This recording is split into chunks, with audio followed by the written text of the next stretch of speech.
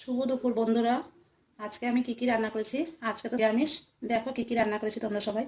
প্রথমে দিলাম গরম গরম ভাত, সাথে আছে লেবু, লঙ্কা, এখানে আছে থোড় ভাজা।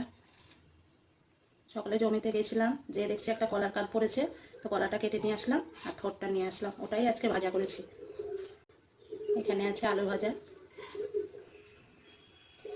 এখানে আছে মুগ ডাল করেছি, চালু দিয়ে।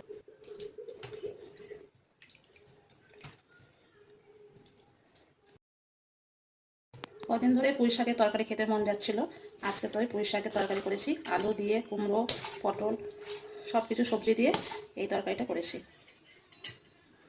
বন্ধুরা, পায়েস।